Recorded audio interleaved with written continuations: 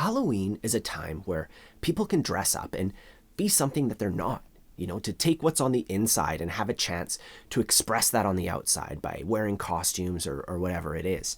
And when it comes to music, most of the year we spend our time learning how to play songs that people are going to enjoy, and things that are going to make us better at guitar. But I think it's important to kind of let loose. With these top 5 scary riffs, we're going to unleash our inner badass. If you saw my top 5 campfire song tutorial, that was all about being the life of the party and, playing songs that everybody wants to sing along to. Well, this one is more about feeling the power of guitar. And, unleashing that inner badass. These riffs are pretty easy to learn, and you don't have to be a metal guy to appreciate them. The whole point of today is to just do something cool for yourself, learn a few essential skills that are going to improve your sound, and some really famous, really awesome riffs. So let's jump right in. Our first lick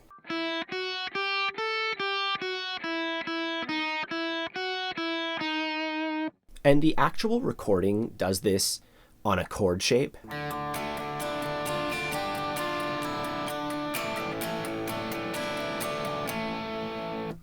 But we're just focusing on the melody aspect of it. If you want, I can teach it that way. Let me know in the comments below.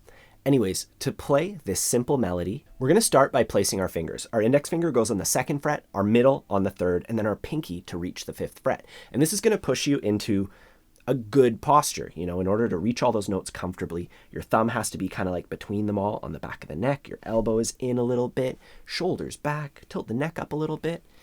And we're just going to go 0, 2, 3, 4. So we're just kind of going up, open string and then index, middle, pinky. And then we come back down. That's pretty easy to remember. And then so once again, we're playing the same notes there.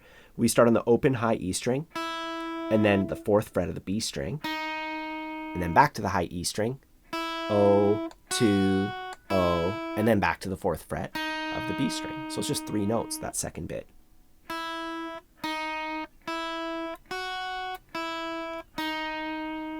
And you put those 2 halves together. It starts on beat 2, by the way, so you count yourself in 2, 3, 4, 1. I see a picture and I want it painted black.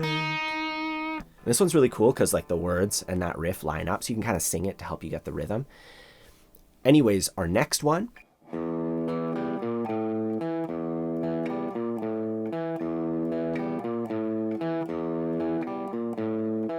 Let's Enter Sandman by Metallica. And once again, it's pretty simple, even easier than the last one. We're going to start by putting our ring finger on the 7th fret of the A string, and then our index finger on the 5th fret of the D string. So we're holding down those 2 frets, and we play the lowest string open, and then we play those 2 frets, the 7th fret of the A string, and then the 5th fret.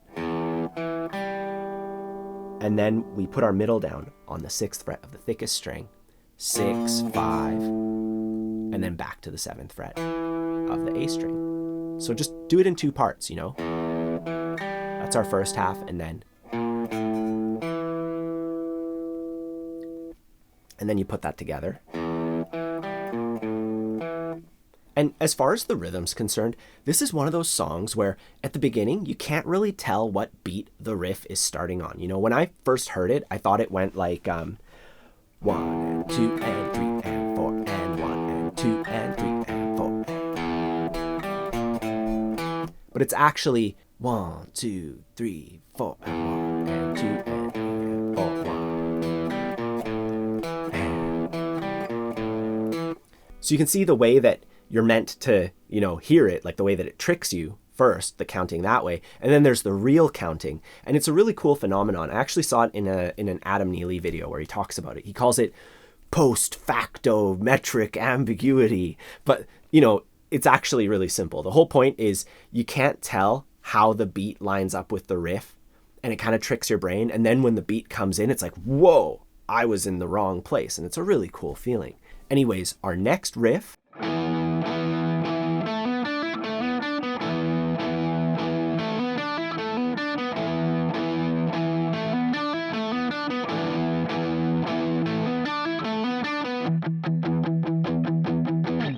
Paranoid by Black Sabbath, one of the most classic heavy metal tunes. And this one is an excellent hammer-on workout. So if you're learning that technique, this song is perfect. In fact, each of these next 3 tunes contains one essential technique. For this one, it's the hammer-on.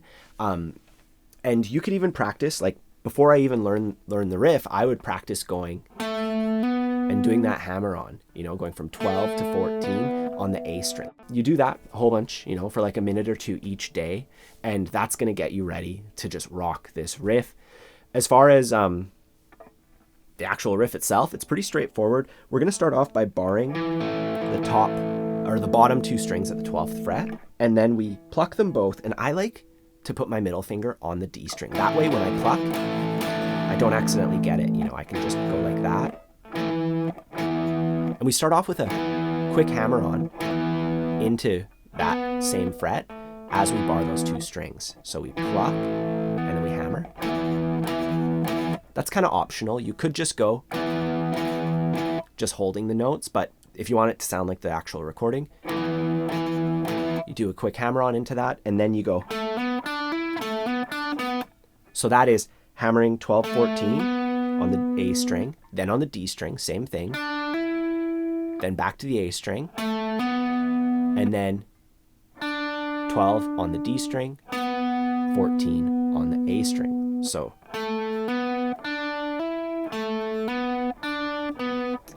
then back into the starting thing. So all in all, 2, 3, 4.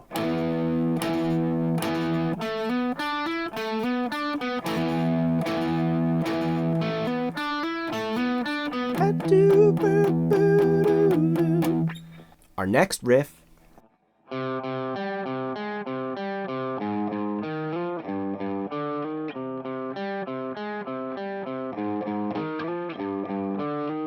and that is Sweet Dreams, the Marilyn Manson version of it. And it's pretty similar to the Eurythmics version, except it's guitar-based instead of synth-based. So the riff is a little changed around. It actually kind of sounds like the Crazy Train riff to me, it has that same kind of vibe, but it's a little bit different. And as far as playing it is concerned, it has a slide. That's the embellishment in this one. And it's really cool because when you do that, it kind of takes you away. I'll just show you. First, let's start learning the riff here. We start off by getting our hands into position. We want to put our index on the 3rd fret of the A string and then our ring finger on the 5th fret of the next string. And we're going to play this 3rd fret 2 times. And then we go 5 on the next string, back to 3, then 6 on the next string, back to 3, and then 5 on the next string, back to 3. So ignoring those first 2 notes, it basically just goes.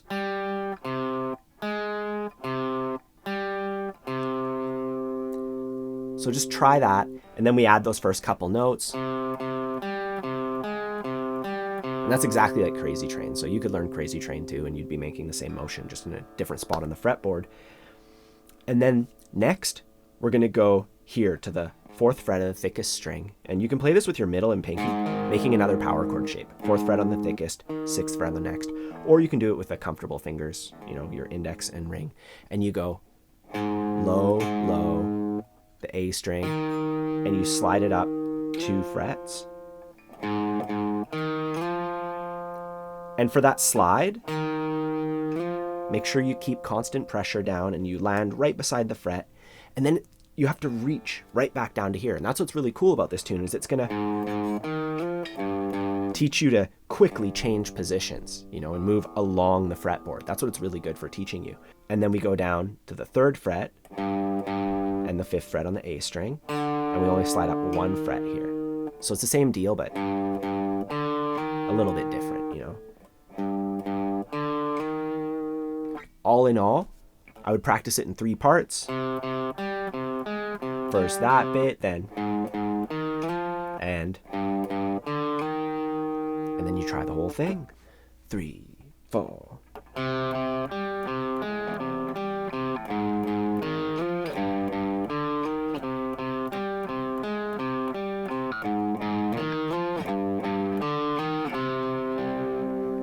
For our final riff, we're going to go into drop D tuning. So we're going to tune our thickest string down to D.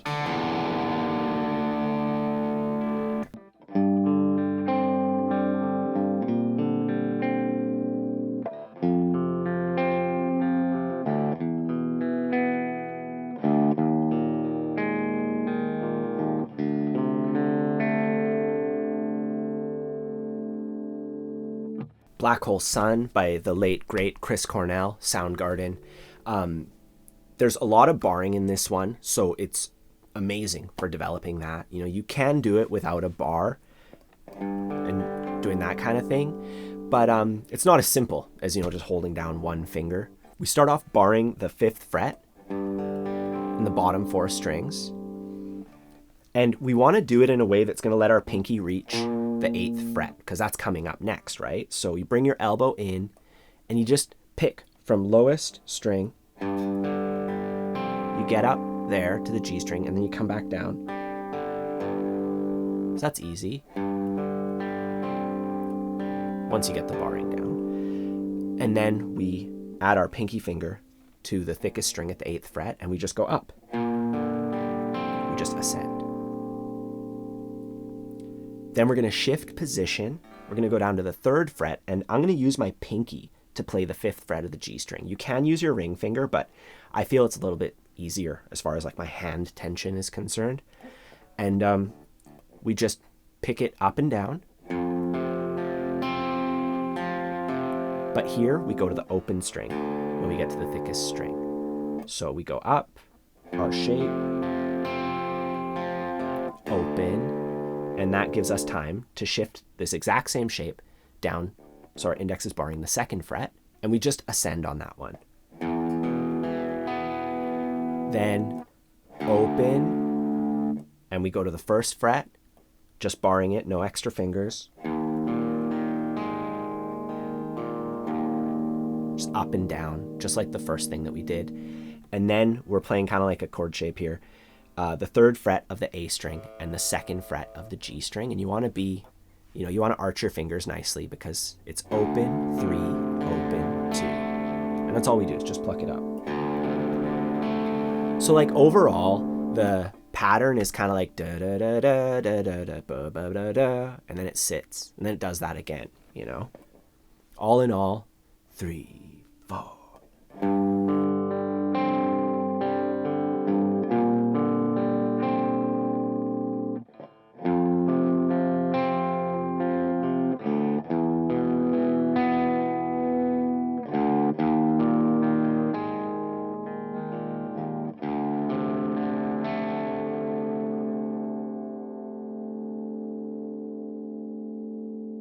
Yeah, you know, enjoy these riffs, practice them, do them for you. You know, if you can crank the volume, please do. That's the best way to get the most powerful and amazing sound. And a little thing that, you know, people who just kind of play at home don't really realize is like the louder your amp goes, the better it's going to sound, and the more like awesome it is, and the more awesome it feels. If you need any help, I have a complete lead guitar ebook and a lead guitar course. I'm going to put links to those in the corner, meant to like just teach you everything that you need to know, you know, in a step-by-step way, really simple, and just builds on it bit by bit so that you can rock out tunes like this. If you have any questions or comments, please let me know in the comment section down below. Also, don't forget to like and subscribe because that'll definitely help support this channel. Have a fun time practicing, and I'll see you soon.